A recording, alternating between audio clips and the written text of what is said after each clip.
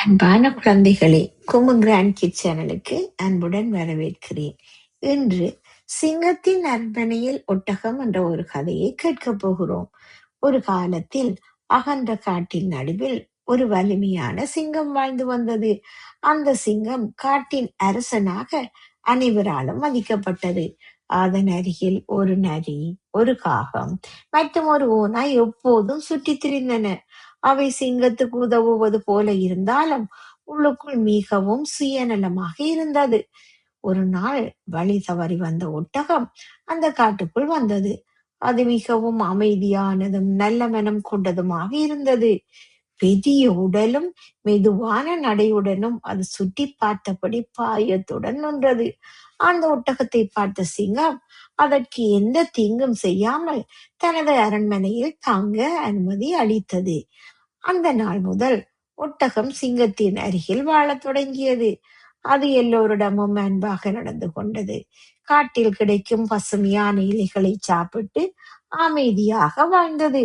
ஆனால் சிங்கத்தின் அருகில் இருந்த நரி, காகம் மற்றும் ஓநாய் ஒட்டகத்தை விரும்பவில்லை.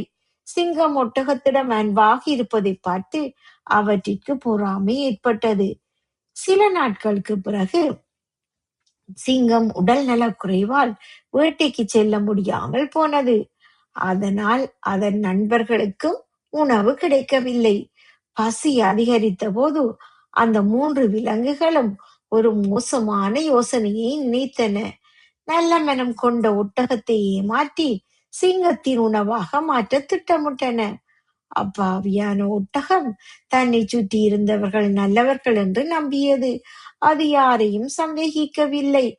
ஆனால் தவறான நண்பர்களை நம்பியதால் இறுதியில் அது பெரிய ஆபத்தில் சிக்கிக் கொண்டது. இந்த கதை நமக்கு ஒரு முக்கியமான பாடத்தை சொல்கிறது. எல்லோரிடமும் அன்பாக இருப்பது நல்லது.